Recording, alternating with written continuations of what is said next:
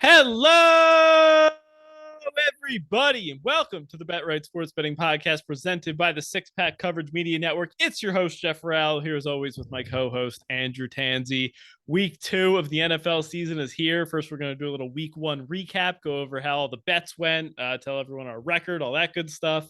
And then we will go again game by game, break everything down, give out some props. It is currently Tuesday nights. We normally record on Wednesdays, Tuesday night, September 13th. So we don't have a ton of prop lines out, but we'll definitely give our thoughts, what our leans are, what we're kind of looking for when the numbers drop. And then you can kind of get an idea. And we'll obviously post the full prop sheet on Twitter. Rue, how was week 1 for you? Good, man. I mean, it started off rough on Thursday. I was all over the Rams, but despite our prop sheet being covered in dog poop, I absolutely crushed all my spread bets and money line bets on Sunday. So I had a great Sunday, and then ended a little rough with the Broncos yesterday, but came out with a nice profit to get the NFL season started. Yeah, looked like you had a very nice week 1. I was a little bit more rocky, but I think part of that was I had a free bet on the Eagles that I had to use, and that one went up in flames. But overall, decent week. We'll move on to week 2 and hope for better things. Debate of the week. I got off to a 1-0 start, as you mentioned. We were opposite on a couple games this week. It looked like I think this was the only one that went my way, but this was our debate of the week. So the Bills pretty much dominated. Halftime, it was pretty close, but the second half was kind of a joke. And yeah. What did you think about this one? Were you disappointed in the Rams?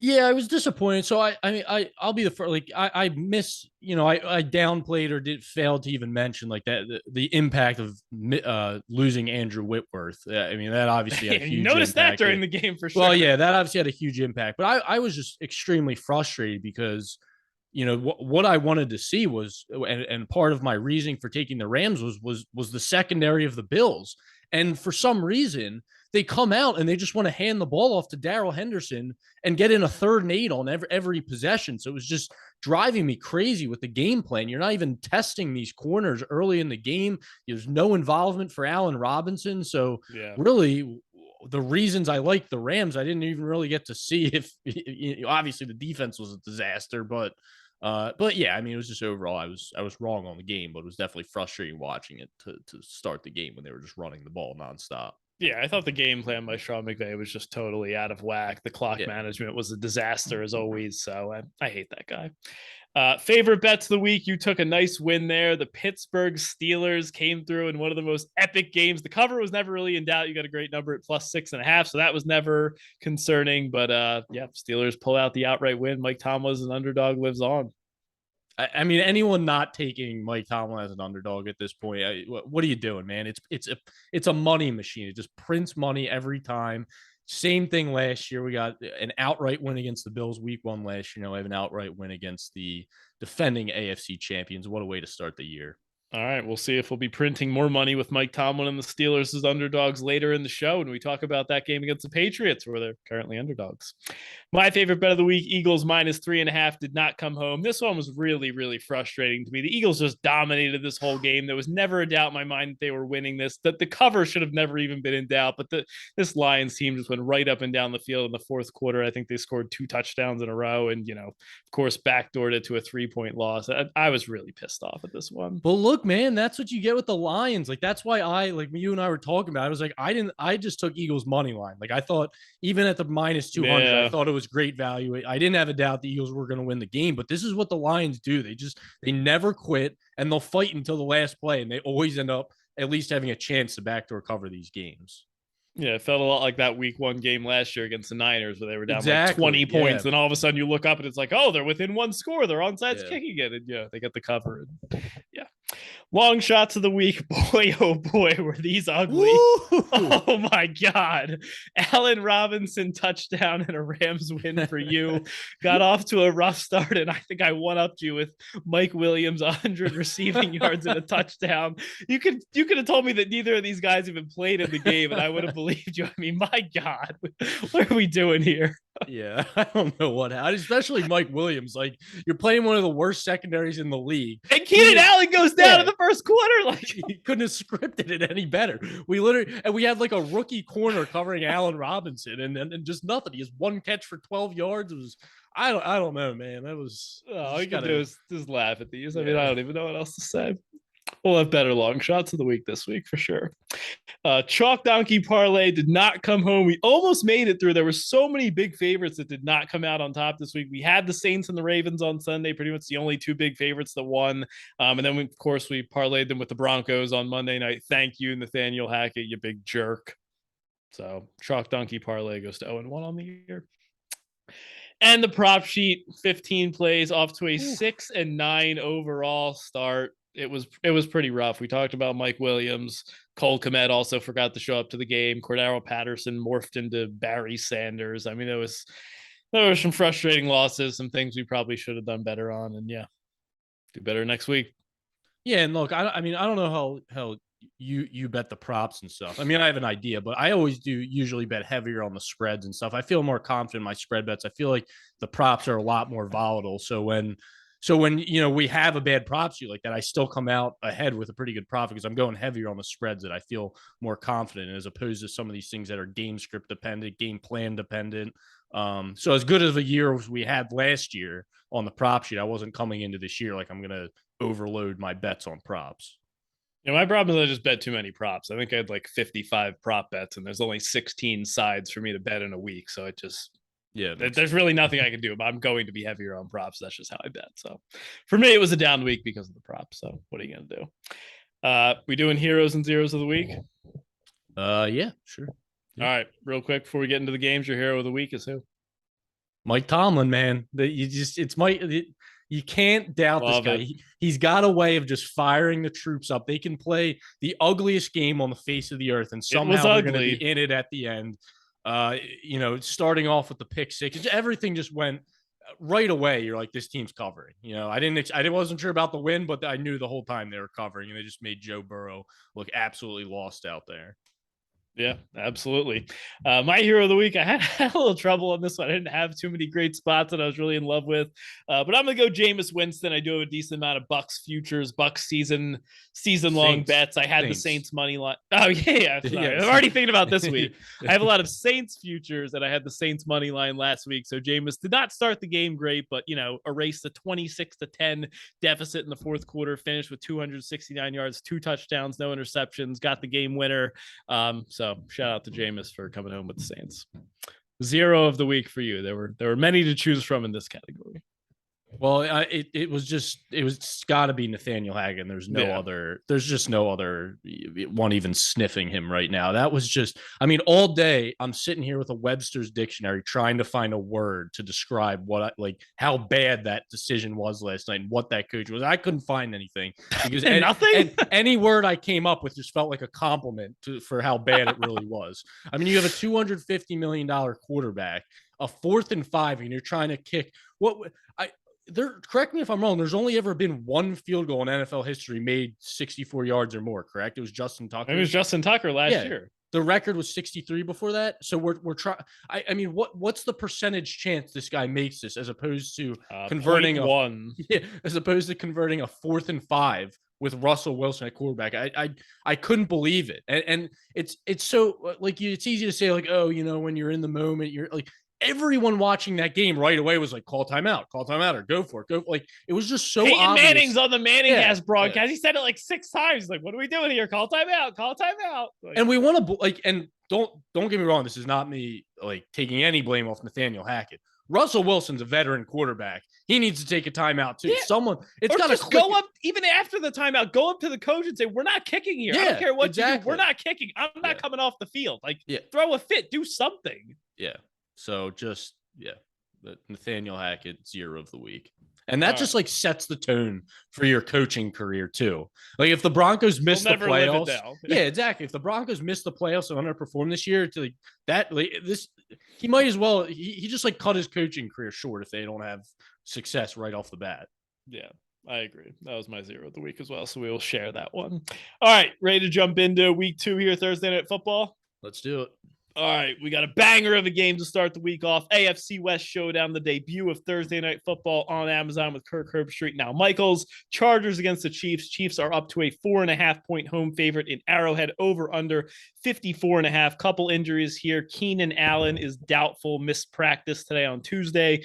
Cornerback J.C. Jackson was a limited participant in practice. Sounds like he's going to be questionable. kind of up in the air on if he's going to play or not. I don't really have a good feel. And then Chiefs rookie cornerback Trent McDuffie was placed on IR today. What do you have in this game? Chiefs, Chargers, any bets for you on the side or total? So I took the Chiefs at -3 at the open. I don't think I'd take it now. The 4.5 seems about right to me. It was a flawless performance by the Chiefs in week one. And yeah, you can chalk it up to how bad the Cardinals are. But anytime you run 66 total plays and get 33 first downs, that kind of speaks to how good you're. Wild stat. I heard that. Unbelievable. Yeah. I can't believe that. And you kind of, like I said, the Chiefs did a great job of replacing Tyreek Hill. Patrick Mahomes has plenty of guys to spread the ball around. The Chargers got the win, but they definitely looked a little shakier. It felt like they had the Raiders on the ropes the entire game. You couldn't put them away. Yeah, Derek Carr was gifting them turnovers, and they couldn't put them away. So I liked what I saw from the Chiefs defense. The Cardinals, it's obviously not a great offense, but it was encouraging to see them pretty much shut them down until garbage time. And they were saying on the broadcast that Spagnuolo kind of implemented a new scheme on that defense. So I like the potential that the Chargers could be seeing some new looks in what they are used to seeing over the past couple of years with the Chiefs. So J.C. Jackson, I'm kind of leaning towards him not playing, just the fact that it is a short week. He wasn't good to play on Sunday, and it's only a few days later. I can't imagine he'd be okay to play. And even if he does, how effective is he going to be? Yeah. The Chargers, they split the series last week. Chargers did win in Kansas City, but this is just a spot, short week, week two. I'm trusting the better coach, better quarterback to get this done. I mean, like I said, I took it at the -3. And at that time I had, Mahomes is 12-2-1 against the spread as a 3-point favorite or less. Obviously doesn't apply now, but like I said, I'd probably pass at the current number. I'm going to be opposite you here. I'm all over the Chargers here. Didn't like you. I kind of thought the -3 on the opener. I think that's where the spread should be. So I had no play there. Once it got up to 4.5, that was an automatic buy for me on the Chargers. Definitely looked a little rusty in week one, like you kind of mentioned. There was certainly some kinks that I think they need to iron out. But look, they didn't really play anyone in the preseason. The Chiefs did play some of their starters. So I think you can attribute some of it to that. And I just look at the history between these two teams, the 4 games they've played in the last 2 years. 3 of the 4 have been decided by 1 possession, 2 wins for the Chargers, 2 wins for the Chiefs. They had that epic week 15 game last year where the Chiefs came from behind, tied it up, then won the game in overtime. So I just think this is going to be a really close game. We've seen that with Herbert versus Mahomes pretty much every time these guys have played each other. So in the game that I see coming down to the wire, I want the +4.5. I want that the points in that one. So even on a short week, I think the Chargers are valuable here at 4.5. And if you're like me and you're on the Chiefs because it's the right side and you missed the best number, this is a prime game that you could get some live spots. You could even end up getting a better number on the Chargers. These games that have the higher totals and potential for a shootout, back and forth games. Realistically, whoever gets the ball first could go right down and score. Yeah, you're going down 7-0. Yeah. No one's panicking. So I think if you do like the Chiefs and you don't want to lay the 4.5, I think there's a chance you could get a spot live where you can grab them. Okay. I have some quotes I want to bring up here that I need to discuss with you. Very, very important discussion going on here. On the podcast last week, we were looking at props for the Kansas City Chiefs wide receivers. And I said, I really like the under on Marquez Valdez-Scantling at 45.5 and Mecole Hardman at 38.5. Your direct response was, how can you take both their big play threats under? Mahomes throws for 300 yards every game. You couldn't be more wrong. I think in a month, MVS is going to be lined in the 60s. Guess what, pal? Mahomes threw for 360 yards, and they both went under. Your response.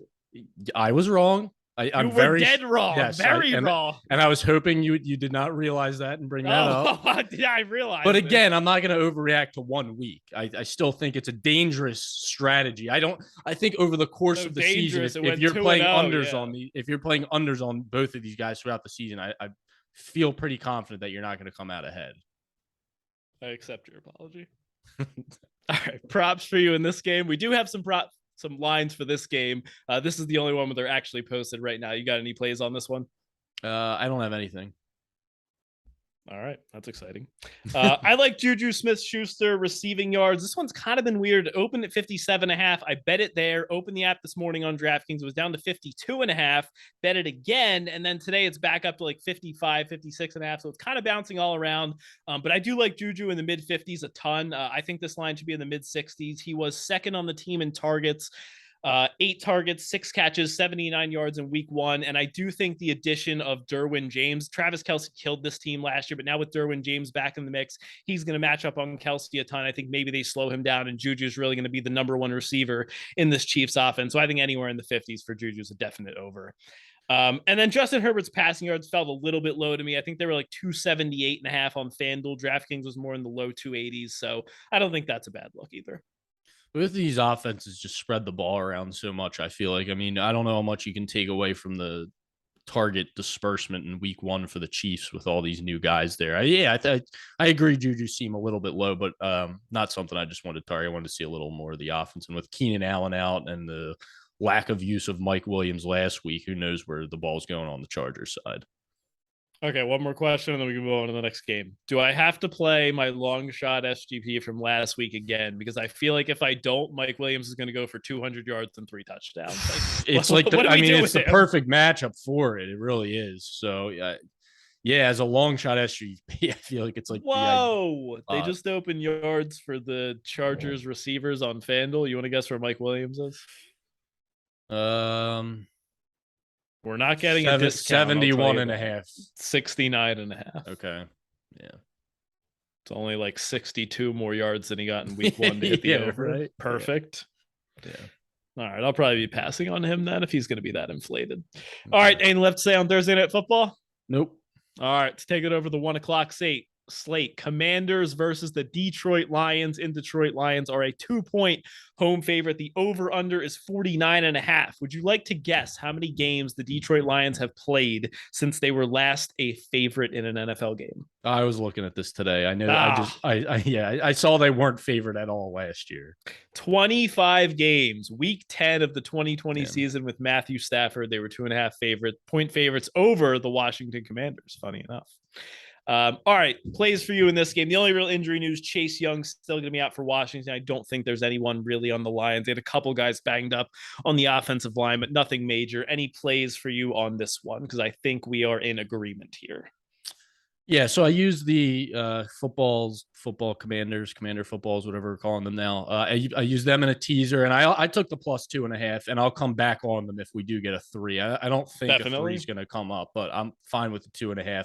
And just like you said about the Lions being favorites, the reason people like betting on the Lions is because of what I said at the top of this podcast. They're a scrappy team that isn't going to give up. They're going to claw their way back in games and play from behind and have an opportunity to backdoor cover. Well, this is unprecedented territory with them as favorites. Yeah, so, honestly. They weren't favored all last year, like you said. So I looked at games with a 3-point spread or less. I did the exact same thing. Yeah, they were 0-4 straight up in these games and 1-3 against the spread. Their only cover was against the Bears on Thanksgiving, where the Bears made a last-second field goal to win by 2. So I don't know how you can pass up the opportunity to get this team to get the betting against the Lions as a favorite. And look, for all the hate I have on the Commanders, I still think this team is not very good, but they're a better team than the Lions. They just are top to bottom. They're a better team. The Lions defense, as expected, just looked. They were atrocious against the Eagles, and the Eagles offense, like they scored 38 points, and I don't even think they were that great. Like I feel like they didn't even really do a great job of attacking the Lions' weaknesses. And I think the Commanders have, we saw Jahan Dotson break out a little bit. They still have McLaurin. We saw Curtis Samuel get involved. Yeah. So they have weapons to attack this secondary. And I think the Commanders are going to be able to put up some points here. So give me the Commanders as underdogs here. Yeah, totally agree with everything you said. You took the notes right off my page. And yeah, I do think the Commanders struggled a little bit more than the box score maybe indicate against the Jaguars. It felt like every time I watched that game, the Jaguars had the ball in the red zone and were doing something stupid to shoot themselves in the foot. So like, I don't think it certainly wasn't like a dominant performance or anywhere where I came away thinking like, oh, Washington's this incredible team. But like, I just think these are two pretty evenly matched teams. I think the spread should be a pick 'em. So plus anything on the Commanders, I think is pretty valuable. And like you, I also like them in teasers. I did play the over here as well. I think the numbers kind of gotten away. It's up to like 49.5. I kind of like that at like 48.5. It's getting a little thin now, but I do think there's going to be a decent amount of offense here. I don't really trust either of these defenses. Like we just mentioned, the Lions give up 38 points to the Eagles, and I don't even think they had that great of a performance. So I think this is definitely an overlook here in a spot that we can probably find some props in. Any other thoughts for you on the side or total, or do you have any prop looks that you're going to be eyeing up when the lines drop? Yeah, I'm just going to be looking at the Washington receivers. I want to see McLaurin was lined to so I bet McLaurin over 58.5 last week. He had that long touchdown catch that put him at 58 yards. So I missed the over I missed the over by the hook there. But same thing. I'll be looking at his receiving yards if we get anywhere near that. And then Curtis Samuel receptions. He was extremely involved in the offense now that he's back and healthy. So I'll be looking at his receptions. Totally agree with Curtis Samuel receptions. Team high 11 targets, 8 catches for 55 yards. Not sure if I can get there on McLaurin. He only had 4 targets, which definitely worries me. And if you take away that one deep ball, like I know it's a soft secondary in Detroit, but I don't know. His usage worried me a little bit. I do want to see DeAndre Swift rushing yards. He was an absolute monster last week. The Jags running backs ran for 7.5 yards per carry. Swift ran for 144 and a touchdown. So I think if he's lined maybe high 60s, low 70s, I think that could be a decent spot as well. Okay. All right, let's move right along here. Jets against the Cleveland Browns. Browns are round 6. There's some 6.5 still floating out there. They are home favorites. Over under is 40.5. Jets offensive line is still a little bit banged up here. It's still going to be Joe Flacco instead of Zach Wilson. No major injuries for the Browns that I'm seeing. Last week, the Jets obviously got thumped by the Ravens. Joe Flacco threw the ball 59 times, and the 2 running backs, Breece Hall and Michael Carter, had 19 of those targets. It was just a disgusting underneath at the line of scrimmage passing game that really accomplished nothing, and the Browns obviously came away with a close win over the Carolina Panthers. What do you have here? Is this too many points for the Browns to be laying, or are you fading the Jets again here in week 2? So I was waiting for the 7. I don't think it's going to show up. If I don't get a 7 by the end of the week, maybe you'll get some late money coming on the Browns, and then I can take it. But I'll pass if I don't get the 7. And look, the Jets outgained the Ravens by over 100 yards last week. And if you take out one long bomb to Rashad Bateman, the Ravens averaged 4.2 yards per play. So, and the Jets are in range to cover that game. So I don't think. Look, the offense with Joe Flacco, it's not great. It's anemic, for lack of a better word. And behind a shaky offensive line with a statue back there, it's not great. But they held the Ravens to 3 yards per carry, which is obviously huge against the Browns. Now I expect the Browns to have more success than that based on their offensive line, but there's just no explosiveness to this Browns team. So you could really get an ugly type of game here that goes under the 41.5 total. So if I'm getting an under on that and you're giving me 7 points, if I get it, I'm going to take that every time. So I'll hold out. And if not, I have no problem passing on betting on the Jets, but I definitely wouldn't touch the Browns here. I don't even know that I touched them in any money lines or teasers or anything like that. So yeah, totally agree with you. I did bite the bullet here. I took the Jets at +6.5. I like them at +6. Anything better than that, I think the spread should probably be like -4. Kind of a lot of the stuff you said. I think this Browns offense is pretty rough. I didn't like what I saw from Jacoby Brissett. Obviously, you still have Nick Chubb and Kareem Hunt, so they can put up points. But, asking this Browns team with this passing game to win by margin is not something that I think should be done right now. So I'm taking the Jets at a pretty big number here. If we get a 7, I will certainly buy in more. But I think +6, +6.5 is a good look. And definitely don't mind the under if you can find a 40.5. I think this is going to be a pretty low scoring game. Prop looks for you in this one. Yeah, I'm going to be looking at Michael Carter receptions. It was just an absolute slew of targets to the running backs. Breece Hall too. I mean, yeah, they're both 9 and 10 targets. 9 targets for Michael Carter, 10 targets for Breece Hall. So if you're getting, I think we end up getting like a 4.5. I'll take the over on that. Yeah, maybe even just 3.5. Yeah, I wrote down the same thing. Totally agree. Yeah. Not much on the Browns. I mean, maybe if Nick Chubb rush yards is low, but it's not going to be after the week 1 performance. So not really anywhere else you can go. Yeah. All right, moving right along here. Debate of the week time. We're going to the NFC South. The Tampa Bay Buccaneers going into New Orleans. The Saints are a 3-point home dog. Over under is 44.5. Couple injuries on the Bucs side. Chris Godwin, wide receiver, is going to be out, and then offensive lineman Donovan Smith is questionable with an elbow injury. Tell us why you are on the Tampa Bay Buccaneers here at -3. Yeah, so I am waiting for the Donovan Smith news before I pull the trigger on the Bucs here, because it's obviously pretty important. It didn't sound like the injury was too serious. It does sound like he has a pretty good shot to play. But regardless, the Bucs offensive line was pretty shaky in pass protection. but they were just dominating and overpowering the Cowboys in the run game at the line of scrimmage. And we just watched Cordero Patterson have a career day on the ground versus the Saints defense. So, I mean, you can say it was a fluke, but it was a fluke. Maybe the Saints are a little bit more vulnerable on the ground than we thought. And I think, the Bucs have, like, they have that type of offensive line. They came into the year where they said they wanted to run the ball a little bit more. Fournette's that type of bell cow back. So I think they can have some success here on the ground. Mariota's legs obviously made a massive difference, which the Saints won't have to deal with this week. Not quite. As bad as we think the Cowboys offense is, we need to give the Bucs defense some credit. Them being healthy, this is a top 5 defense. They totally agree. They held the Cowboys to 3.8 yards per play, and you can say what you want. That was the top offense in the NFL last year. So I think there's some credit we need to give to the Bucs defense outside of just focusing on how bad the Cowboys are. So we saw the Saints struggle for a majority of that game versus a bottom half of the league defense. They allowed 4 sacks against not a great defensive line. So we also forget that the Saints, they lost their all-pro left tackle in the offseason. So the Bucs could easily take advantage of that just as much as the Saints can take advantage of the Bucs missing pieces on the offensive line. So the Saints not being able to get Kamara going on the ground, massive concern. I mean, you can't get him going against the Falcons. You might have trouble getting him going against the Bucs defensive line here. So I know the Saints have had the Bucs number recently, but Sean Payton's gone, and that matters. I mean, a lot of that was Sean Payton game planning. A lot of it's the Bucs defense. Sean Payton, they game plan in the defense. The Saints defense, you mean? Yeah, what did I say? You said the Bucs defense. It's like the second time I've done that already. But look, I'm kind of looking at these teams. You got 2 great defenses. You have questions on the offensive line. You have pretty good skill players on both sides, but I'm just taking the much better quarterback here. And I'm taking the points. Field goal or less. Yeah, that's fine. I think it's a fair number where you can make a case because that 3 is obviously the most important number. And it's right there. You're getting a push either way. But when I'm getting the 3, I'm taking it with Tom Brady, or I'm laying it with Tom Brady. No, I like getting the 3 here. I like a lot of the points you said. I think it's going to be a lower scoring game. I'm not overreacting too much to what I saw from week 1. I'm more believing in what I expected this Saints team to be. I still think Alvin Kamara is a really good running back. I think they can get him going. I'm not going to overreact to the defense struggling so much against the Falcons.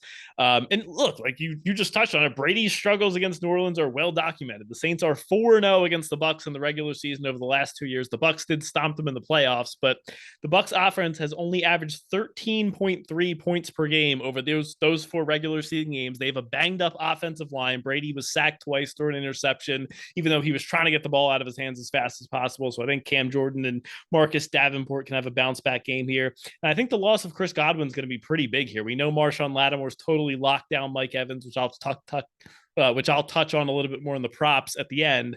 But I think if Evans is locked up by Lattimore, Godwin's gone. Russell Gage didn't really look that involved in the offense in week 1. Julio Jones, maybe you can count on him, maybe you can't. But I think the Bucs are lacking some of those skill position players. In a low-scoring division game, I'll take the home team catching 3 points here, no problem. Yeah, I worry if you're backing the Saints perspective with how they struggled to run the ball with Kamara. If you're going to force Winston to be throwing the ball against this defense, it's just he's bound to make a mistake to me. Yeah, he's fine. He was good. He was good week 1. He didn't throw an interception. Yeah, against the Falcons this is a different animal. I know the Falcons have some good corners. Yeah, it's different animal. And look, it was hanging at 4.5 the whole offseason. I got it at 4.5. I got it at 4. I got it 3.5. Yeah, and I was looking at it like, oh yeah, I'll bet the Saints, when the time comes. But now I'm sitting here with the 3. I'm like, I got to take the Bucs here, and I feel like the Saints are going to be a pretty popular underdog this week. Well, good news for you if you haven't bet it. There are actually some 2.5 starting to enter the market. So if you are on Rue's side, wait for a 2.5. If you're on my side, definitely gobble up the 3s while they're there. Right now, DraftKings has a -115, -2.5. So okay, a little bit better for you. Any prop looks for you in this game? I do have a couple on the Bucs side. No, I have not had time to dig into the props as of yet. Once they're released, I'll get into them. All right, yeah. So for me, I'm going to be looking at Mike Evans under receiving yards, and I may even look to correlate that with a Julio Jones overplay. In Mike Evans' last 5 games against the New Orleans Saints, like I said, typically shadowed by Saints' #1 cornerback Marshawn Lattimore, Evans has 2 receiving yards, 64, 3, 48, and 14. So he's averaging 26 receiving yards per game on 2.5 catches, only topped 50 yards once. Julio looked pretty good last week, only 3 catches, but 69 yards. Also got a couple carries out of the backfield for 17 yards. He should see a lot of Saints number 2 cornerback Bradley Roby. So I think this is a good spot to fade Evans, who's probably going to be lined in the 60s. Lattimore totally has his number, and maybe, they have to give Julio a bit more targets than they were expecting. Okay. I liked Julio. He obviously didn't have a ton of catches, but he looked. Yeah, the problem is if you try and rely on him as your number 1, all of a sudden he's going to pull his hamstring. I mean, you just know it's coming. So yeah, for sure. I don't think they want to rely on him long term. But yeah, maybe for a week or two, he could definitely step in and be a big play threat. All right, ready to move on? Yep. All right, let's go to a game that I think we will agree on. The Carolina Panthers taking on the New York Football Giants. Giants are 2.5-point home favorites. The over-under is 42.5. Couple injuries for the Giants. Rookie wide receiver Wan'Dale Robinson is going to miss a few weeks. He's out with an injury. And then their first-round pick, Kayvon Thibodeau, status still up in the air. It sounded like he might be ready for week 2, but I'm not really sure yet. For me, I think this one has to be Panthers or pass. I like the Panthers in a teaser. I'm leaning towards betting them at +2.5. I'm trying to wait out and see if we can get a 3, but I think this has to be Panthers +2.5 or better. Are you with me here on the Panthers? Yeah, I used the Panthers in a teaser, but I gotta tell you, man, I was close to taking the Giants here. It's just really, I really was, and it was after I bet the teaser, and I don't like playing both sides of the coin like that, so I'm sticking with the Panthers. But if this dropped to like -1 or pick them, I that's what the line should be. It should be a pick 'em, and I would happily take the Giants there. It's as expected. Why? As expected, Baker, Matt Rule, and Ben McAdoo are just dumb, dumber, and dumbest in that order. I mean, Ben McAdoo should be arrested for only giving CMC 10 carries. I agree with that. 4 targets. What are you doing? 14 opportunities for McCaffrey when he's healthy. Like, come on, man. It's not that hard. It's really not. And Brian Daboll, I thought he was awesome. I thought he, despite an atrocity of an interception by Daniel Jones, he finished over 80% completion percentage. The offense averaged 6.8 yards per play. We saw the reincarnation of Saquon Barkley. I thought Daboll coached a great game. I still have concerns about the Giants defense / secondary, which is kind of what held me off a little bit from actually betting the Giants. And I think despite how much I hate this Panthers team, they're going to be a little bit more tested here from a weapons standpoint. So I still lean the Giants to win the game, but the Panthers in a teaser to me is definitely the safest play, because even if the Giants win, I can't really see them winning by 10 points or whatever. 10 points or more. Yeah. Yeah, for me, I think this one's got to be the Panthers. Look, I think these were 2 coin flip games in week 1. Like, just think about what happens if the Browns miss the 58-yard field goal to win the game, and the Titans' Randy Bullock makes the 40-whatever-yard field goal that he had. This spread's probably flipped. Like, I think this is a bit of an overreaction. Like, yes, everyone's giving Daboll all this credit because he went for 2. Like, they should have lost that game. Like, I agree. Like, it was great that he went for 2. They got the win, but like, Bullock should have made that field goal. It was a pretty easy field goal that he missed. So I think this is a bit of an overreaction from that. What are you going to say? I don't even look at the going for 2 as why I think he coached a great game, because he did coach a good game up to that point. I'm not saying that was it. Yeah. From the outside looking in, like we know how fans react. If Daboll didn't get that, everyone would be calling for his right. head. He's an idiot.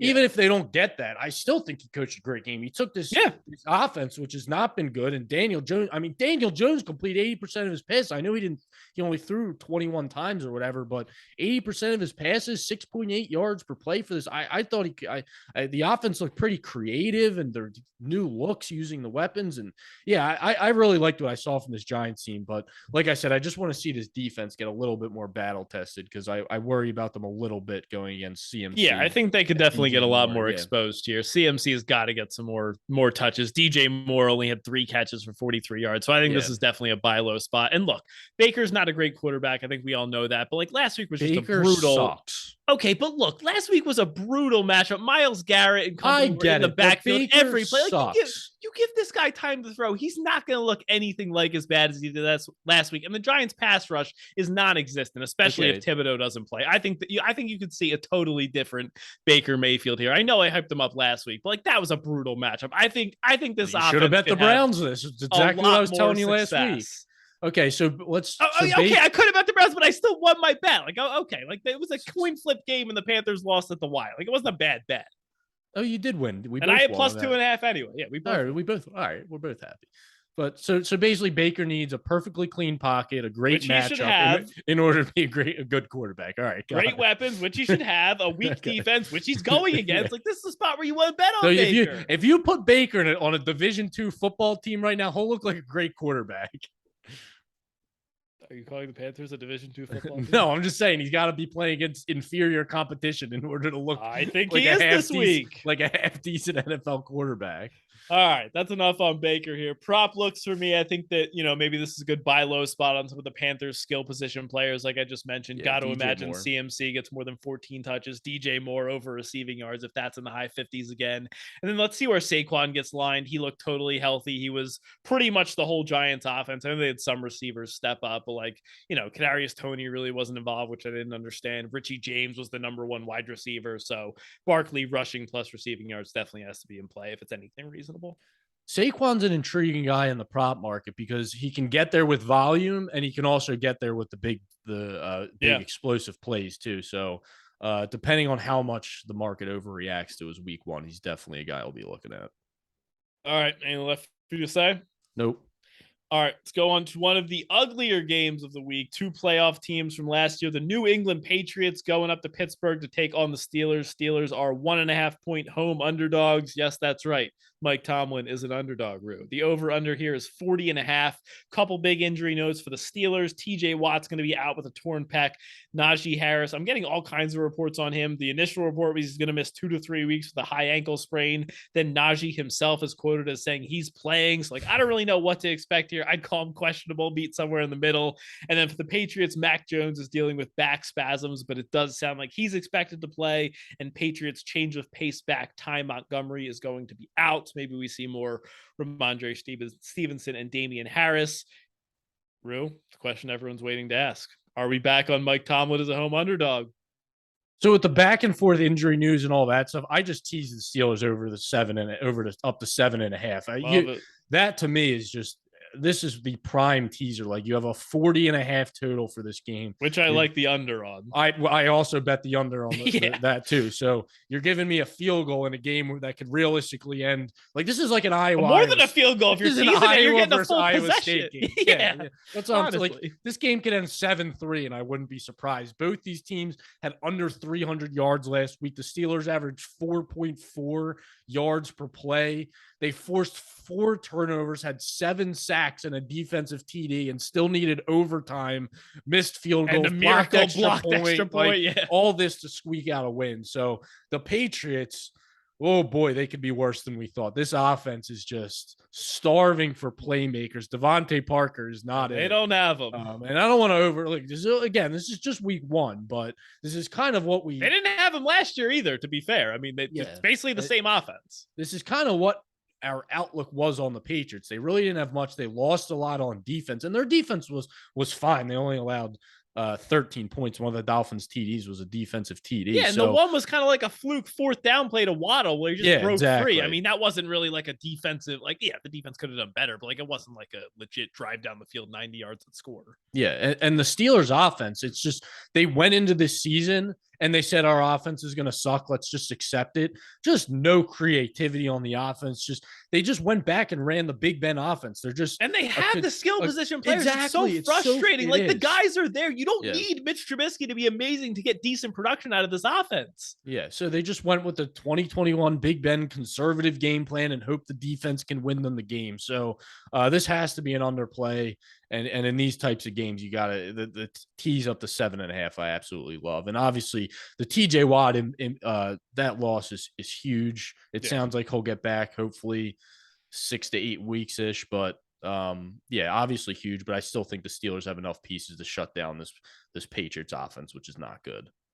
Yeah, totally agree here with everything you just said. Steelers and teasers under 40.5. Just to back up the under a little bit more, Mac Jones was graded as the worst quarterback by margin in terms of QBR and EPA per play in week one. Both offenses combined to score a grand total of 2 touchdowns and 23 total points in week one. So outside of multiple special teams and defensive touchdowns. Like I can't imagine either of these teams getting to 20 points at this point. So under 40.5 is the best play on the board here for me. Okay. Props.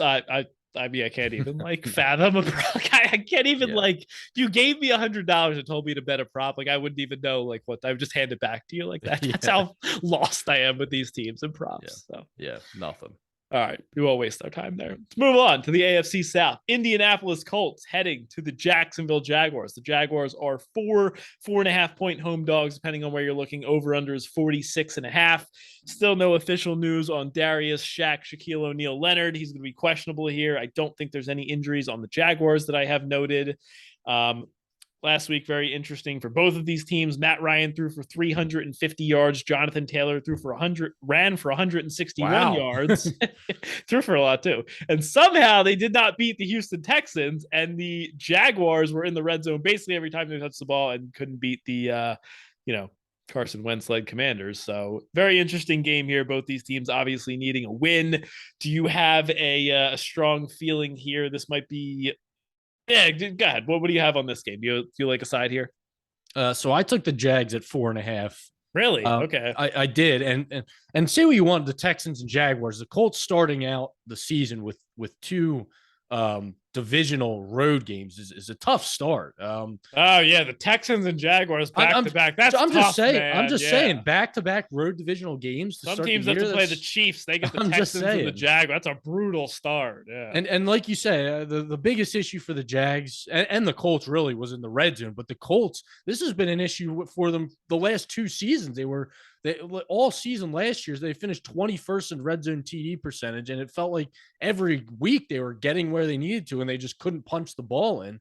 And neither of these and both teams struggled on third down last week. But Matt Ryan, like we preached all offseason, he was getting all this love. Overrated. Dude ain't it, man. Dude ain't it. Like he's not MVP Matt Ryan. This is like end of the road Matt Ryan. And this is like Carson Wentz Matt Ryan. They're like the same quarterback. Yeah, he threw for the 350 yards, but it wasn't like it wasn't a good 350 yards. And Trevor Lawrence 50 passes to get there too. Yeah, and Trevor Lawrence actually ranked one spot ahead of him in both QBR and EPA in week one. So the Jags arguably should have won that game by definitely not easily, but they definitely should. They made some brutal mistakes, a bad interception, a dropped touchdown by Travis Etienne. Yeah.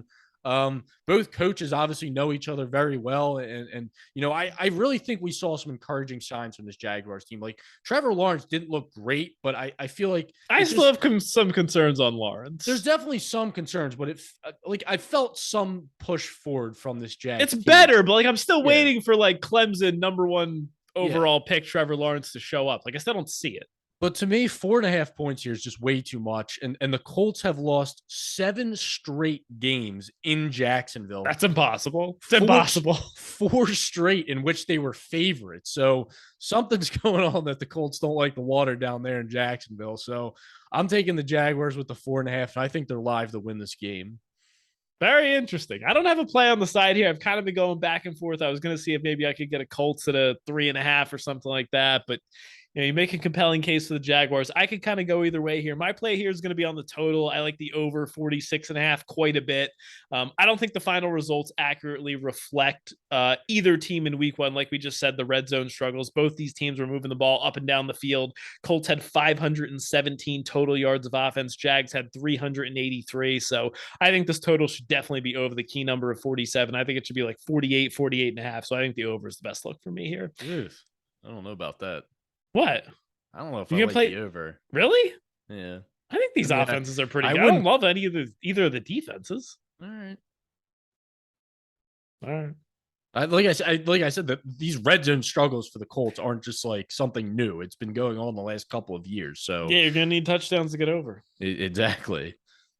They did just cut their kicker, so maybe they'll just stop kicking field goals altogether. You might be right. Prop looks for you in this one. Yeah, I'll be looking at Michael Pittman. It was just Matt Ryan step back, would look for Michael Pittman if he wasn't open. They Then need he'd a throw wide cover. So receiver too so bad. yeah, They needed so one for like 4 years. It's literally just yeah, Pittman or Jonathan Taylor, and that's the whole offense. yeah. So Pittman had 13 targets, 9 receptions, so over 100 yards. So I think he's a pretty safe look here against a middling Jags secondary. Yeah.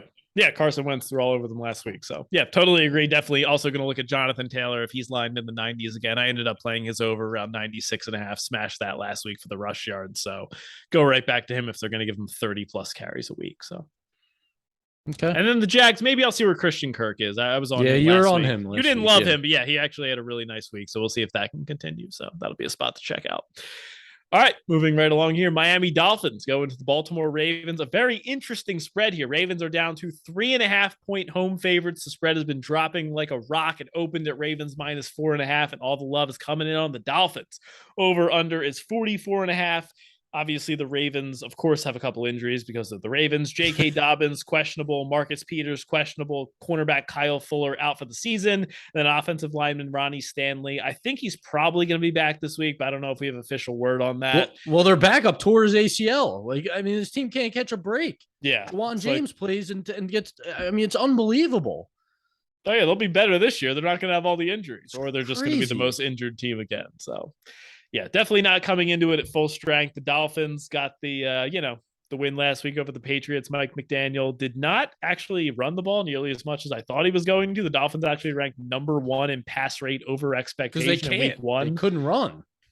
I mean, still, he's coming over from the Kyle Shanahan offense. I thought he was going to be able to develop these run schemes. It was basically just dropping back and throwing the ball the whole game, even when they were up 20 points at the end. So I just thought that was a very interesting note. What do you have here on the Dolphins and Ravens? I don't have an official bet in at this point, but what are you looking at? Do you have a bet, and are you waiting for a number to pop up?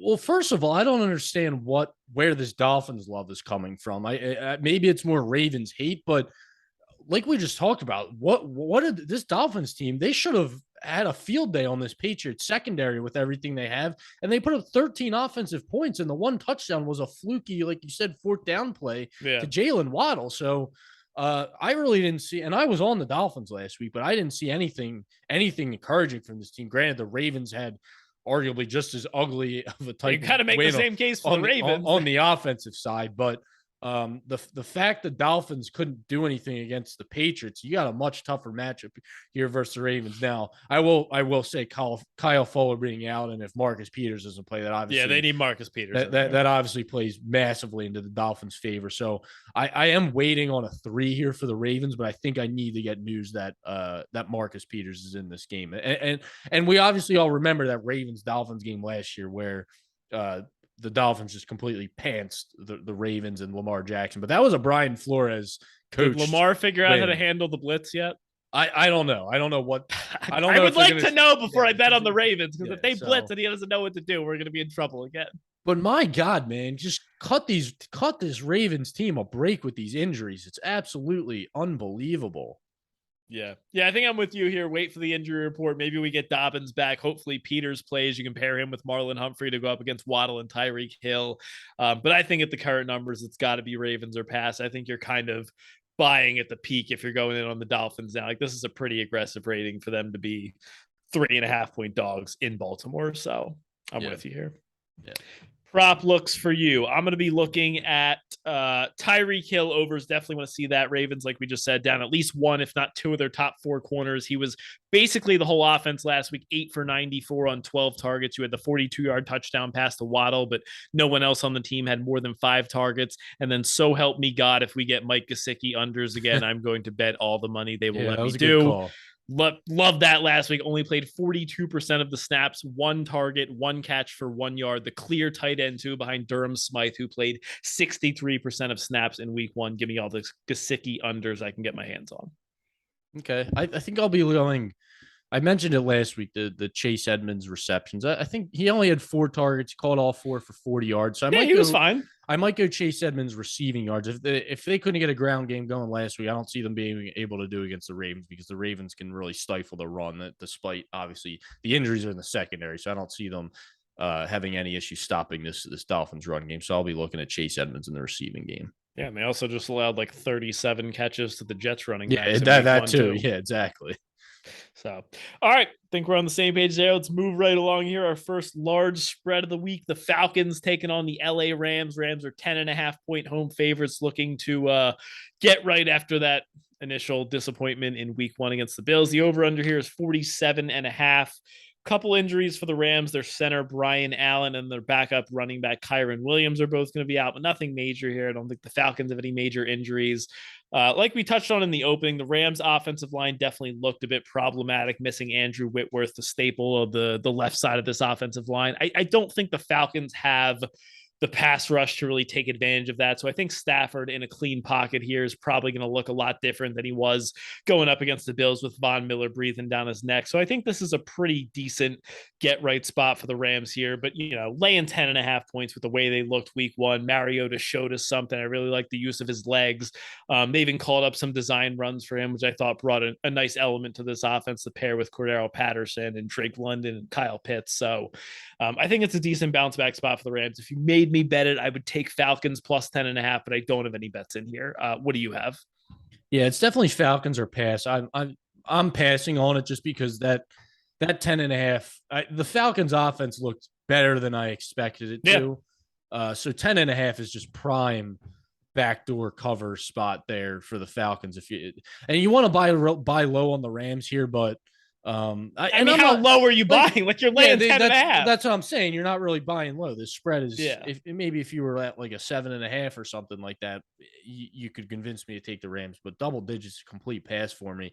Now, the Falcons did sack Winston 4 times last week, so maybe they try and bring some pressure and force the ball out quick from Stafford. But I think with Cooper Kupp, it's just such an easy guy to just like he's open on every play. It's just too easy for Stafford to get rid of the ball quick. But at the same time, am I going to come out and see Darrell Henderson just running for 2 yards on 1st and 2nd down and getting in 3rd and 7, 3rd and 8? Yeah, maybe. I don't know. That's what I'm saying. I don't want to panic on the Rams. It's 1 week, the defending Super Bowl champs. They're going to be fine in the long run. Like they're going to be in the mix at the end of things, but I'm not ready to lay 10.5 points after that week 1 performance. So yeah, like you, I would say it's Falcons or pass for me here. And I have an under 4.5 on the Falcons for the season. I was definitely not feeling great when they were about to win that game, but luckily the Saints pulled it out. So we're still off to a good start. Yes, hopefully we will continue that start because I also have that Falcons under 4.5. Props in this one. All right, I'm going to re-ask this question that I asked in the offseason. Does Allen Robinson actually just suck, or was week 1 an anomaly? Because I asked this in the offseason and we convinced ourselves that he doesn't suck. He's going to have a really big year, and we bet his over, and he sucked in week 1. So I'm asking it again. Well, it's funny. I heard on a podcast last week, they were talking about Allen Robinson and how his numbers against zone coverage were one of the worst amongst qualifying receivers, but the Bills usually run man, blah, blah, blah. Well, then Stafford came out after the game and said, Allen was seeing a ton of zone coverage over there, blah, blah, blah. If the dude can't beat zone coverage, he shouldn't be an NFL wide receiver. Like, half the teams in the league are running zone. So if that's going to be an excuse, how can he have the production that he has and just not be able to beat zone cover? That seems like crazy. But, so to answer your question, maybe he sucks against zone coverage and he's good against man. But regardless, that just the lack of involvement. The target. We'll call it 2 targets, but the last one was just that heave in the end zone at the end of the game. He just happened to be standing there. Yeah, he was standing near the ball. So really 1 target for 12 yards. So I don't see any reason to force a prop here on Allen Robinson after that. Yeah, I'm with you. Definitely a stay away. Might even bet the under if he's lined in the high 50s again, but I feel like I'm just setting myself up for pain if I do that. Yeah. I do want to look at Marcus Mariota rush yards. Like I said, I was really happy with what I saw. A couple of design runs. He looked dynamic using his legs on some scrambles. 12 for 72 in week 1. So I think he was lined in like the mid to high 20s last week. So if he's even low 30s, mid 30s, I think, against this pass rush, Aaron Donald coming at him, he's going to need to use his legs if the Falcons are going to have some success on offense. Yeah, I like that. All right, let's go to the Seahawks and the 49ers. Second game of our 4 o'clock slate here in the NFC West. Niners are a minus 9.5. There's some 10s. There were some 10.5s earlier today, depending on where you're looking. Over under is 42.5. Injury notes: Kenneth Walker is going to be questionable again for the Seahawks, and then their safety Jamal Adams is going to be out a few weeks with a quad injury. For the Niners, George Kittle is going to be questionable. Eli Mitchell is going to be out, so it'll be Jeff Wilson and Tyrion Davis-Price in the backfield. What do you have here? Is this another big dog that you're going to be looking at, or are you ready to lay 10 points with Trey Lance after his impressive week 1 performance? What the hell is this spread? What the I don't hell know what's happening. What are we doing here? Trey Lance is laying 10 points. 10 points. And look, I get the monsoon in Chicago and all that stuff. I don't care if they won in week 1. 10 points with a rookie quarterback? Come on, man. And an inexperienced, like, oh my, I can't even get the words out because this line is just mind-blowing. So I had this one on my radar at 8.5. And I was like, let me see the Seahawks play on Monday night, see how they look, whatever. And so I bet. And you thought there's no way the spread can go up. The Seahawks looked amazing Monday night. I bet the Seahawks 8.5 last night. So the 10 comes up. I'm like, I got to bet it again. I'm getting double digits. And okay, look, the Broncos fumbled twice on the goal, and I get that's not going to, the Seahawks aren't going to have that fortune every week. But Geno Smith looked good. He looked, the offense looked competent. Now, the Broncos pass rush definitely started to get home towards the end of the game. And the offensive line is still a massive concern. But kind of like the Falcons, I liked the use of Geno Smith's legs. They had a couple of design runs. Geno was moving well in the pocket. And I mean, how many points do we expect the 49ers to score? They're not just going to light up the scoreboard here. I have serious questions about Trey Lance. The 49ers have the better quarterback sitting on the bench right now. And again, I know it wasn't the best conditions in week 1, but this line is just outrageous. Yeah, I totally agree. And I think one of the biggest weak points that we were kind of zeroing in on for the Seahawks team was their secondary. For some reason, the Broncos were not interested in testing that secondary. They were avoiding throwing the ball downfield at all costs, despite the fact that they had Jerry Jeudy and Cortland Sutton. And the one time they did throw a bomb, Jeudy had the guy beat by 3 yards. Russell Wilson underthrows him. He ends up catching it and scoring a touchdown. But like, they were avoiding that at all costs. I don't think Trey Lance is the guy that's going to be able to take advantage of that either. Like, he can throw a decent deep ball, but that's not what this Niners offense is built around. Like, they're certainly not going to be the team that's going to air it out for 400 passing yards and expose the Seahawks secondary for what it is. So, like, in terms of matchups, like, I think this is a good matchup. I think the Seahawks run defense is serviceable. I think, Jordan Brooks is the middle, filling the Bobby Wagner role. I think he can do a good enough job. Like, I don't think this is a matchup that I'm scared of. Getting double digits here, like, I'm with you. I think the spread is absolutely crazy. I saw it at 8.5 before last night. I was certain it was going to drop to 7.5, maybe even a 7 after last night's performance. So I'm really flummoxed by this one, but I'm in on the Seahawks. I was ready to wake up and see it at 6.5 or 7 and be like, oh yeah, I got the great collect my CLV and move on. Yeah. And then I'm like, oh my God, I got to bet more now because it's at 10. Like, just put it into context. You're getting 8.5 points in a divisional game versus Trey Lance, a second year, might as well be a rookie quarterback, making his 4th career start and has looked shaky in most of the starts. And the Niners were just laying 6.5 against the Bears. Like, how the Seahawks are better than the Bears. How are they getting 10? It just cannot go understated. The inexperience of Trey Lance. We see this athletic guy and we want to think he's going to be the next great thing. This guy played at North Dakota State and threw for, what was it, less than 300 passes?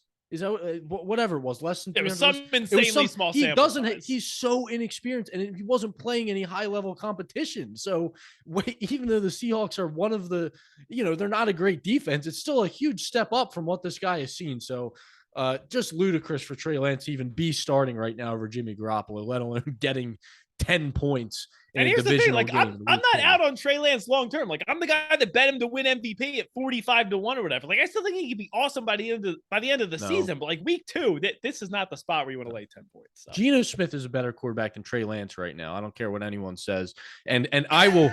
And if if I lose this bet, I accept that because this is the right side. You cannot go to bed knowing you made a good bet. Exactly. I will not lose sleep over losing this bet. I promise you that. Like the Broncos lost last night. I lost sleep over that. Nathaniel Hackett haunted my dreams. But this bet, I will sleep like a baby. I'll sleep better if I lose this bet. All right. Getting off the rails here. Prop looks for me. I'm going to be looking at Noah Fant under receiving yards, hoping for something in the 30s. Niners are one of the best in the league against the tight ends. You can ask Cole Kmet that. We probably should have factored that in a little bit more when we were betting his over catches.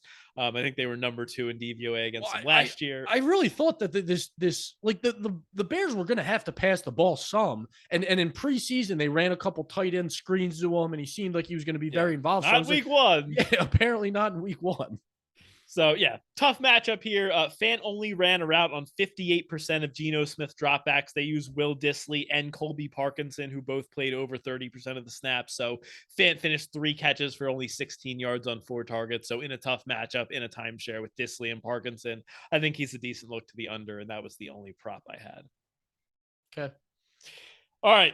Keep on moving here. Bengals against the Cowboys. This line has shifted quite a bit with the Dak Prescott injury. Cowboys are up to 7.5 to 8-point home dogs. Over under is 43.5. Like we just mentioned, Dak Prescott going to be out at least 4 weeks here with a thumb injury. Michael Gallup still questionable. Safety Jaron Kearse is going to be out. Guard Connor McGovern is going to be out. And the Bengals side, T. Higgins did leave early with a concussion in week 1. No word on his status in this one. For this one, so this one's tough because the spread's kind of getting away from us. I kind of like the Bengals at a flat 7 here, but now that it's up to 8, I'm not sure I would lay it. I do think the Bengals are still a decent teaser spot here. Like I was really high on this offense coming into the season. I think this is a big bounce back spot here for Joe Burrow. Like I think that, Mike Tomlin, the Steelers defense, like that, you just have to give them all the credit in the world last week. It was just a bad game by Burrow. I think he's going to have a real bounce back here. I think the Bengals really put up a ton of points. And I mean, I don't see Cooper Rush competing with Joe Burrow and Jamar Chase. So I think the Bengals are a very safe teaser play here. What do you have? Yeah, love the Bengals in teasers. But keep it in the back of your mind, this Bengals offensive line, because this reworked line we've been hearing about all offseason did not work. I do week think 1. I know it was the Steelers. But 7 sacks, man. Come on. What are we doing here? That was worse than last year. It was bad. I do just want to mention, like, they didn't play much of the preseason at all. I do want to note, like, a couple of these teams that didn't play in the preseason, I think they looked a little bit rusty. You saw it with the Chargers, you saw it with the Bengals, you saw it with a couple of these teams. So I'm hoping that maybe they just need some more time to gel together. But yeah, they definitely have to be better than they were week 1 against the Steelers. Yeah, and I'm not expecting Burrow to turn the ball over 4 times again. Obviously, yeah, it's a prime bounce back spot for the Bengals. So I think the teaser leg is completely safe, and I think, like I said, we saw the Cowboys defensive line just get overpowered on the ground. Mixon got a ton of run last week, so this could honestly be a game where they could just pound away with Mixon and run their way to a victory. So like you said, now that it's over 7.5, I don't love laying it. So Bengals and teasers, I don't think you can go wrong. I'd be shocked if they blew this one with Cooper Rush at quarterback. Yeah. Also, shout out to Lucas for messaging us on Twitter, telling us to get the Bengals at -6.5. You were right. The number's now 8. Yeah. And there's a realistic chance, like these Cowboys players, like that was they put up 3 points, they lose Dak. They could, that's a big mental blow for a team. Yeah. As a whole. And like you said, they suffered a few more injuries. So there's that aspect of it that obviously isn't a huge portion of the handicap, but there's still that human aspect of it that they took. Their season could be close to over. I mean, Dak's out for a couple weeks. They're probably going to start 0-2. Like the Eagles could be 2-0. It's not looking good.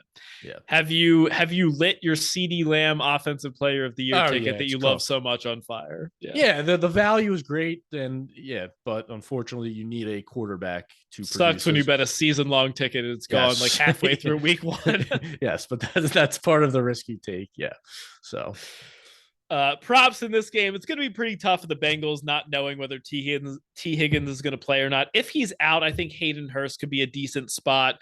Had a pretty nice week 1 in his Bengals debut, 5 for 46 on 8 targets. I think he's probably going to be lined in the high 20s, maybe low 30s. So I think he's certainly in play. And then obviously you can always go to Jamar Chase and feel pretty good about yourself. All the Cowboys for me would be a pass with Cooper Rush at quarterback. Anything for you in the prop game? I'll just be looking at Joe Mixon rush yards. Like I said, he had 27 carries last week, and I think you'll be able to run with no problem on this Cowboys defense. So if he's getting 20 plus carries, if he's lined anywhere in the 70s, I'd probably take the over. And Fournette was awesome. Yeah, last week Fournette on the had ground. 21 carries, 125 yards for Fournette last week. So I think Mixon could have a big game.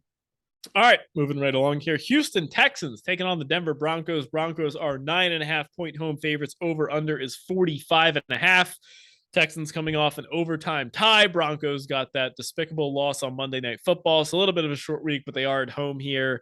I don't have much to say on this game. I don't have a play on the side or total. I did just want to note that Rex Burkhead played 72% of snaps as the featured back for the Texans in week one. The floor is yours. Okay.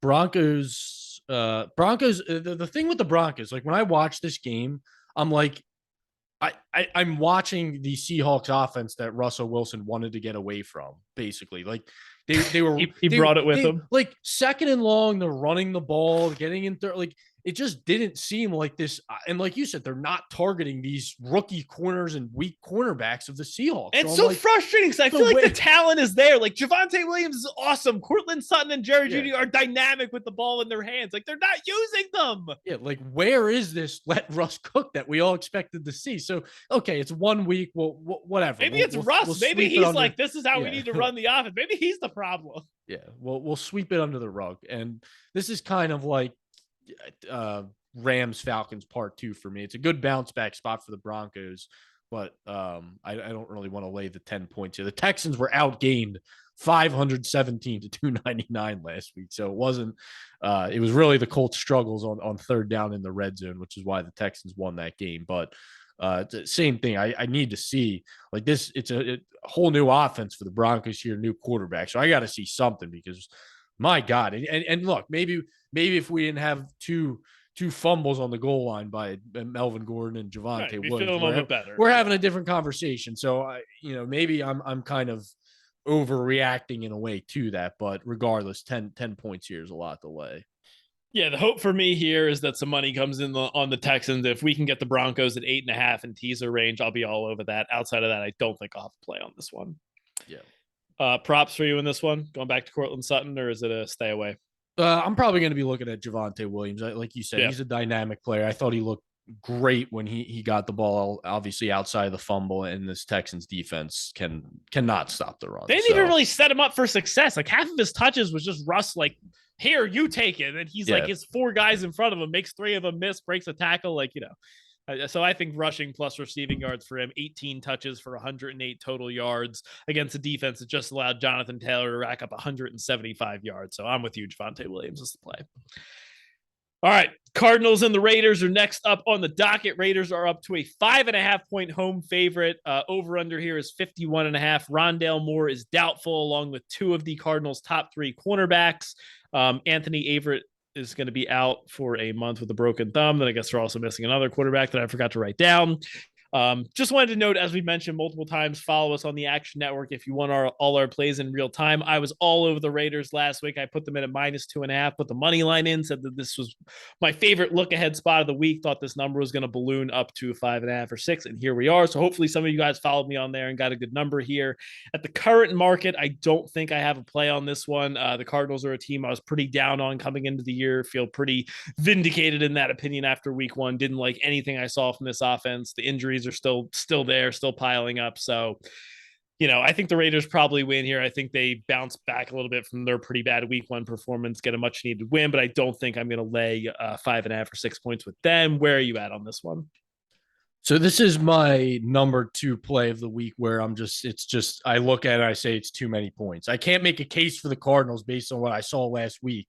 But this Raiders team is extremely vulnerable still. The Chargers averaged 8.2 yards per attempt in the air last week. So we knew this Raiders secondary was going to be bad. And despite what we saw from the Cardinals, I think they can score some points here to keep pace with the Raiders. And going from 2.5 spread, like you said, now up to 6, I had to grab the 6 with the Cardinals here. This is the prime, like when you see that type of movement towards an underdog, that's the prime overreaction spots in week 2 you're looking for me. So when I got the 6, I had to grab it with the Cardinals. I don't feel great about it. It's not my biggest bet of the week, but it's just that number where I'm like, we're getting 3.5 points of movement. I'm getting a 6.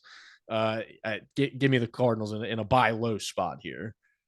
I hear what you're saying, but part of me just thinks that the Cardinals honestly might be this bad. Like I was They making do. a They case. suck. But I 6 was points making to a the case for their Raiders. alt under win total. Like people don't realize how bad this team could be. Like I think that this is like the market rating them appropriately now. Like they're being downgraded a ton, and I don't think it's causing value on them. I think it's just we're finally at a point where this is where they should be rated. I think that's too bold of a statement after 1 week. And I agree with you. I wasn't with you on the alt unders for the Cardinals because I still think Kyler Murray gives them somewhat of a floor. I got to give He him. didn't give them much floor in week one. He didn't look great. I get it, but you could be right. You honestly could be right. But after 1 week, this to me is what. Right. I wouldn't be this shocked is if the the line Cardinals movement I came want. out and won. You're Like right. that's what I'm saying. Like 2.5. That seems still to me. Maybe you bump it up a point or a half a point or a point to. I was thinking it was going to be like 4, maybe. Yeah, six is a lot. That's what I'm saying. 6 is too much here. So I took the Cardinals here. It's not one you're going to feel great. There's a few bets I don't feel great that I logged today or this week, but it is, this is this is NFL betting. You got to take Jets, the Seahawks, and the Cardinals. Just what I wanted to be on this week. Zach, you got to take some gross underdogs sometimes because these teams do cover. Yeah, saw it Monday night. Last week, Seahawks covered, never in doubt. Yeah. All right, prop looks for me in this one. Definitely going to be looking at Devontae Adams over receiving yards. He was lined in the mid to high 70s last week. The Cardinals secondary, as mentioned, is a disaster. Adams went 10 for 141 and 1 on 17 targets. I think his prop needs to be lined in the triple. You good?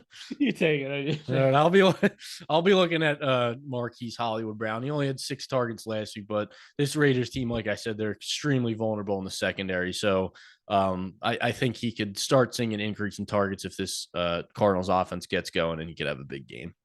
Are you buying Greg Dortch? Team high 9 targets, 7 catches for 63 yards, got some hype in the preseason. Do you think that's real? And like if he's lined in the mid to high 30s, do you think that's a buy, or is that just kind of a blip on the radar? Yeah, he's the number 2 option to me. Like Zach Ertz, maybe you make it 2 or 3 option. Number 2 or number 3 option. But yeah, all right. So in a team where I like Murray could easily throw for 250 plus in this game compared to last week, he threw for 200 yards. So I think there's going to be targets to go around, and 9 targets in the first game is extremely encouraging. So I think it's a good time to kind of hop on that train before it gets out of control and we start seeing lines in the 50s. So yeah, I think he's a good look. All right. Head on over to Sunday Night Football, cruising right along here. My favorite team to watch in primetime, without a doubt, the Chicago Bears head to Lambeau to take on the Green Bay Packers. This one will surely produce some offensive fireworks for all the viewers to enjoy. Packers are 9.5-point home favorites. The over-under is 42.5. Packers injuries, Alan Lazard is questionable. David Bakhtiari might as well be dead at this point. I apologize to his family, but like, my God, the guy tore his ACL like 3 years ago and still isn't playing. And then their other offensive lineman, Elgton Jenkins. I'm not sure how to pronounce his first name. Elgton. Yeah, sure. He's questionable. Any thoughts for you on this game? Are you laying it with the Packers? Is this another disgusting underdog that you're going to be on here with the Bears? Where are you at on this one? Well, it turns out, Jeff, that it does matter who Aaron Rodgers is throwing to. As we were talking, I was wrong. Jeff was telling me all week, it's Aaron Rodgers. It doesn't matter who he's throwing to. Well, apparently it does, because my God, did the Packers look terrible. Now, obviously, the tackles being out was a huge part of that. I felt great with the closing line value and got on the Vikings. Yeah, we didn't know that when we were debating it, but not that it was our debate of the week, but still, I think the Vikings, I could feel the passing of the torch from Aaron Rodgers to Kirk Cousins in the NFC North. It's feeling good about my Vikings futures after that. But from a Bears perspective, it's tough to take anything away from that game in those conditions. It was a good win, but I'm kind of sticking to my off-season handicap. This is one of, if not the worst team in the NFL. There's just really no firepower on this offense. The bad weather like that benefits them because it really I think evens the playing field more. And I think this defense is still despite the lack of weapons on this offense, I think Aaron Rodgers can absolutely light up this Bears defense. So this is a matchup where I am putting my money on Aaron Rodgers and trusting him to light up this Bears bottom 5 defense. So in the last 4 games versus the Bears, obviously with Devontae Adams, but they averaged 36 points per game. So even if you take Adams out of the equation there, that's a little bit of room for comfort. So I actually bet the Packers team total over 26.5 here. And similar to last year, the Packers got taken to the woodshed in week 1 by the Saints. They lost, I don't even remember, 40-7 or something crazy like that. But then they followed it up at home with a win against the Lions where they put up 35 points. So I could see something similar here where they bounce back offensively, put up a ton of points. So I'm not taking the spread, but I'm taking Packers team total over, and I feel pretty good about that. Okay. Yeah, I feel like in week 1, as soon as that like the 80-yard touchdown pass to Christian Watson that hit right off his hands and just fell to the ground, in that moment, I could just feel my bets just falling to the ground and lose. And I mean, you can just see it in Aaron Rodgers. He's like this is what I have to deal with, really. I mean, put it in the guy's hands and he can't even catch it. Yeah. The Packers defense was a very interesting game plan to me. Like, I thought they played a decent game, but they basically decided not to cover Justin Jefferson and didn't really deploy Jair Alexander on him. So I'm hoping for a bit of a bounce back here. My play here is going to be on the Bears team total under. I like the full game under 16.5. And they also like the under first half total at 7.5. Just kind of avoiding that garbage time if the Packers do go up big. I think the Bears were incredibly lucky to score 3 touchdowns last week, only 204 yards of total offense. I know it was in a monsoon, so we don't want to take a ton of that, but like I said, I'm pretty high on this Packers defense. I think they're going to be a lot better here this week. I think the Bears finish in the 10-13 range, so I like their team total under here. Okay. Maybe we can both win. Packers 31-10, something like that. Everyone goes home happy. There you go. Prop looks definitely. Justin Fields doesn't go. Sorry, I said Justin Fields doesn't go home happy, but not like literally everyone on earth goes home happy. That's just me and you. I don't care about Justin Fields. Definitely going to be looking at David Montgomery under rush yards again if we get another line in the 50s. As expected, this was a timeshare. Montgomery played 64% of the snaps. Khalil Herbert played 29%, plus got the goal line work. Montgomery was also terrible, 17 carries for 26 yards. Meanwhile, Khalil Herbert went 9 for 45. Running behind a bad offensive line. He's already a mediocre running back in a timeshare. If the markets don't fully account for it, I'll be right back on David Montgomery unders. Okay. Props for you. I'm hoping for a little bit of an overreaction, and maybe we get Aaron Jones at 3.5 receptions. He only saw 5 targets, 3 receptions. It was actually AJ Dillon who saw. Yeah, he was basically backing up Dillon. What was that? It was a little bit strange, but I still feel confident that they're going to have to use Aaron Jones in the passing game a lot more. So maybe if we get a bump down to 3.5, I'll look at his over receptions. All right, we will close this out with the worst thing in the NFL does, the Monday Night Football doubleheader, which I cannot stand. The first game of the doubleheader, Titans against the Bills. Bills are 9.5 to 10-point home favorites, depending on where you're looking. The over-under is 49. Obviously, the Bills came off a pretty big win against the Rams. Thought they looked very, very good. I did think Josh Allen took a little bit too many hits. That was kind of my one note from that game. It kind of reminded me a little bit of Cam Newton. Like, Allen's a big guy. He can take some hits, but ask Cam Newton how that goes when you're 31 years old and needing to retire because of a shoulder injury because you can't throw the ball. So I do think Allen needs to limit his rushing a little bit, but overall this Bills team is head and shoulders above pretty much everyone else in the league outside of the Chiefs for my money. So I laid the points with the Bills here. This is another one where I got a better number. Unfortunately, it's not available now. I still think I would lay -9.5, honestly. I just think this Titans team is so fraudulent. They lost the Giants last week. I think the Bills are just going to be able to score nonstop, and the Titans don't have the weapons on offense to keep up. Where are you at on this one? Yeah, I hate this Titans team. I've talked about it all off season. I'm in full fade mode of the Titans. I think Tannehill sucks. I don't think there's any weapons. I think the defense outperformed last year. What? So I'm taking the 10 points with the Titans. What? Oh, again, man. Again, the look ahead line on this game was 7.5. We knew the Bills were a great team. Maybe we didn't expect them to stomp the Rams in the way they did, but 10 points, man. The Bills have been better than the Titans. I know the Titans got the 1 seed last year, but the Bills were a better team the last 2 years than the Titans, and the Titans beat them outright as underdogs the past 2 years. I think we have to give Mike Vrabel some credit here. I want to fade the Titans, but I want to fade them in spots like in week 1 where they're 6.5-point favorites against the Giants. I don't want I'm not looking to fade them as 10-point underdogs against the Bills here. I don't think they're a great team. I don't think they make the playoffs, but I don't think they're like an incompetent bottom of the league, like Lions type of team. Like they're still that middle of the pack team that's going to compete. They always have the potential to make games like an ugly type of grinded out game if they can get control of the clock. Derrick Henry had a monster game against this Bills team last year. So I just think the 10 points is too much. I wouldn't bet it at 9.5. I wouldn't bet it at anything less than 10. But once we get that double digit line, I got to take the Titans here. All right, fair enough. Add them to your collection of desirable underdogs you'll be taking this week. Yeah. Prop looks for you in this one. If we get Derrick Henry in like the 80s, which I think there's some potential to, I would take the over. Were you concerned about his snaps in week 1 at all? Like he still got 21 carries for 82 yards, but I'm pretty sure he played like the least amount of snaps he's played in the last like 2 years. I'm not worried about the snaps because I think when he's in there, like he's still going to be getting those 20 plus carries regardless of his snap count. If they want to limit his snaps, fine, but I don't see them limiting his carries. Okay, fair enough.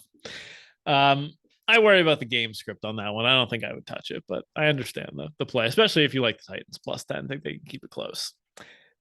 Any other plays for you? No. All right, I'm going to look at Steph Diggs if he's lined in the high 70s, low 80s, 9 for 89 and 1 against the Titans last year, 8 for 122 in the opener. Looks like the Bills passing game is going to be a whole lot of Steph Diggs, a little bit of Gabe Davis, and then a couple of the ancillary players like Isaiah McKenzie, Crowder, Knox, kind of sprinkled in there. But Diggs is the clear-cut number one in this electric passing offense. And then Robert Woods unders, I think he was lined at 52.5 last week, only played 41 of 60 offensive snaps, 2 targets, only 1 catch for 13 yards. I'm not sure if the age of the ACL injury is finally catching up to him, something like that, but he didn't really look involved in this offense. The offense was basically a lot of short passes to the running backs, the tight ends. Treylon Burks got involved a little bit, but like Robert Woods just did not look like I was expecting. So I'm fine with fading him if he's in the 50s this week. Okay. I like that. All right, moving on to our final game of the week, the Minnesota Vikings against the Philadelphia Eagles. Minnesota Vikings. Okay, my Philadelphia Eagles. This one should be a fun one. Eagles are small home favorites around -1.5, -2. Over under is steamed all the way up to 51.5. This should be a great matchup. Like I just said, love both offenses. Defenses are a little bit questionable. Obviously, the Vikings defense came to play in week 1, but I don't think they were fully tested against that Packers team. I think this Eagles offense and this dominant offensive line will be a much more real test to see what this Vikings defense is made of. I grabbed the Eagles money line here. I think they're a little bit more likely to win the game. I grabbed this a couple weeks ago, Ashley. So like right now, I think the spread's probably good. I'd have a slight lean to the Eagles, but I think these teams are pretty even. I could see a case either way here. Do you have a strong play on your Minnesota Vikings? Nah, this game's a pass. Like you said, as high as I am on the Vikings, this is like the spread's right. It's a 1.5, 2-point spread, can go either way. I wouldn't be shocked if either team won the game. I expect it to be tightly competitive. I bet the over at the open, it was at 48.5, which I felt was pretty low. And I think it's over 50 now. So 51.5. 51.5. Okay. So that number's gone. I don't think I'd touch it over 50 now. But yeah, I honestly, like the Eagles, like I said, they didn't look great to me. Like to start the game against the Lions, their entire offense was just Jalen Hurts dropping back and not even design runs. He was just taking off with his legs. They didn't really look to expose the corners. I thought they didn't run the ball enough. Like they weren't just it was like terrible. Honestly, I felt like we were back in 2021 at the start of the season where we're just screaming. Yes. Run behind. Miles Sanders is averaging 8 yards a carry. He had like 2 carries through the first 18 minutes of the game. And we've seen it for the last couple of years versus Vikings team that they have been very susceptible to the run. So you need to line up and use that powerful offensive line and overpower them. Now, from the other side of the ball, again, I preached it all offseason. We have great personnel in the defense. I don't know how much I trust Jonathan Gannon to coach up this defense. It's just not much after week 1. That's what I'm saying. And they just like, okay, maybe they got a comfortable lead, but even when the Lions were kind of pulling it close, they couldn't do anything to stop the Lions from scoring. They got it down to a 3-point game. So 35 points to the Lions in week 1, regardless of how it happened. And the first drive of the game, they went right down the field, running the ball right down their throat. So I definitely have my concerns about this Eagles defense. So I just see advantages that could go either way. I don't feel like I learned enough about either team to feel strong for either side in week 1. So it's going to be a fun one to watch, and I'm hoping for a ton of points to cash my over. Yeah, agree with you there. I think you could definitely have some fun with props in this one. Definitely going to be looking at Justin Jefferson receiving yards, AJ Brown receiving yards. They're the clear alpha number one wide receivers in each of these offenses, going to be dominating the target share. So I think those are both in play. Apparently, Jalen Hurts rush yards, like you just can't make the line high enough because the guy just runs the second AJ Brown isn't open, basically, he just takes off and runs. So, any other prop thoughts for you? Maybe Miles Sanders rush yards. They were pretty low week one, like high 40s. Justin Jefferson, like if I think we're in a few weeks, we could end up seeing his lines in the hundreds. I think he's gonna have that type of season. This guy is unguardable in my opinion. Yeah. So if you're getting something in the 80s still, I think it's a great spot. And I don't hate looking at Dalvin Cook. We saw DeAndre Swift absolutely rip apart this Eagles defense on the ground. Dalvin Cook saw 20 carries last week. So if he's getting upwards of that 20 carries again, if he's lying somewhere in the upper 70s, I'd like his over. All right. That'll wrap up our game by game breakdown. We will close it out here with some long shots, favorite bets of the week, and then the chalk donkey parlay. Rue, would you like to kick us off with your long shot of the week? Yeah, we're not going to have the odds yet until all the props get posted here, but I'm going to go with a James Robinson touchdown and a Jaguars win. James Robinson was still the alpha back despite coming off that Achilles injury. I thought he still looked pretty good. I mean, it didn't look like Cam Akers trotting out there off his Achilles injury. I thought Robinson still looked good, and I think I think there's value on the Jags to win this game. Like to me, this should be like a -3 type of spread. So you're getting a little bit of extra value there on the money line with that. And Colts, like I said, they've lost 7 straight in Jacksonville. So, I think if they were due for regression, it was last year when their season was on the line in Jacksonville and they didn't win. So let's make it 8 straight losses in Jacksonville. Jacksonville to win in a James Robinson touchdown. All right. Not gonna lie, I had some trouble with my long shot of the week. I couldn't really find anything I loved without the prop lines out. So I wrote down a Jamal Williams anytime touchdown. I think this was priced around plus 280 in week one. So we'll have to see where it is week two. I'm thinking it's probably going to be like plus 240. But led the NFL in rush attempts inside the 10-yard line, got 5 of them last week, was the goal line back for the Lions offense, even in a game where DeAndre Swift was absolutely carving the Eagles defense. So I think if he is going to be the goal line back, I like the over in this game. I think the Commanders defense is pretty susceptible. They gave up a touchdown at the goal line to James Robinson in week one. So I think at a big price, I think Jamal Williams for an anytime touchdown is a decent bet for my money. Okay. All right. Favorite bets of the week. Okay, you first. I am going with a teaser this week and one I feel extremely confident in, and I'm going to pair the Cincinnati Bengals and tease them down to -1.5. I am going to tease up the team that beat them last week, the Pittsburgh Steelers, tease them up to 7.5. So feel very confident. Like I said, the Bengals should have no problem beating this Cowboys team without Dak, and the Steelers in what should be probably the ugliest game of the week. Maybe 20 points get scored in this game if we're lucky. I think 7.5 has a ton of value in a teaser. Okay. I like that play. I was also going to look at a teaser for mine. I was thinking Commanders and Panthers, but I think I'm going to stick with a total here, which I don't normally do for my favorite bet of the week. But I know, but living on the edge here, but I like this one a lot. As you just mentioned, I think there may only be 20 points scored in this game. So I'm going to go Patriots and Steelers under 40.5. I know it's a low number. I'm not trying to overreact to week one, but I just really think these are 2 of the bottom 5 offenses in the league. I think even if these 2 teams played last year, I don't think this is some if these teams would have played last year, the market would have been 48.5. These 2 offenses have never been great. They're always going to be defensive led teams. So I don't see either team getting to 20 points here. I think this game's going to be played in the low teens.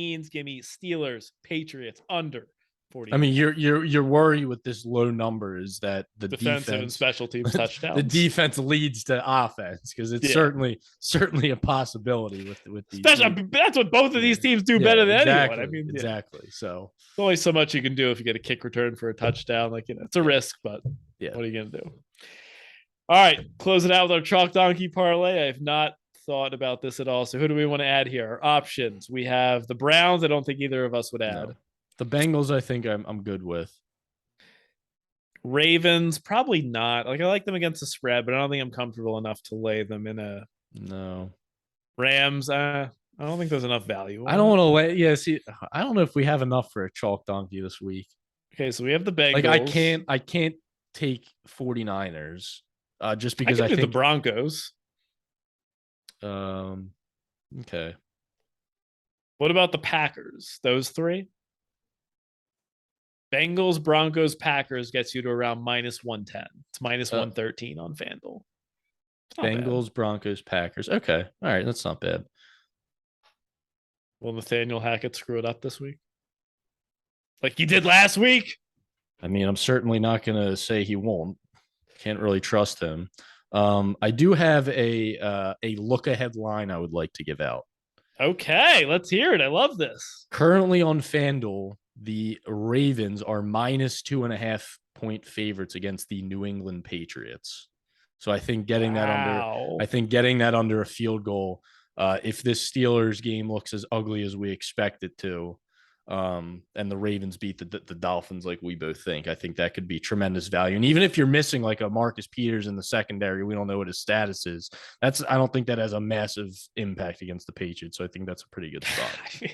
Here's the problem. Like, I don't even want to guess at who's going to get injured for the Ravens next. We could be looking at this next week and it's like Lamar Jackson and Mark Andrews and the whole team is on the injury report. So I don't want to go through all the spreads next week, but I would suggest when you listen to this that you look through them because there are there's some questionable teams that are below a field goal favorite. Broncos under a field goal against the Niners, and the Saints under a field goal against the Panthers. I like the Eagles under a field goal against the Commanders. I mean, it's a dangerous game when you're betting all these favorites, but I think there's some value on some of these look ahead lines that will. Yeah, I like when they post the look aheads a week early. And yeah, feel free to hit us up if you have one that you're not sure about with trying to figure out which way it's going to move. Feel free to hit us up. Yeah. All right. Anything left for you to say? Nope. Good luck out there, everybody. Let's make week 2 an awesome one. Nice bounce back from week 1. Make sure to follow us on Twitter at BetRightPod. Like the show, review, subscribe, whatever you have to do, all that good stuff. We're on YouTube. We're on Apple, Spotify, all the good stuff. Leave us a 5-star review.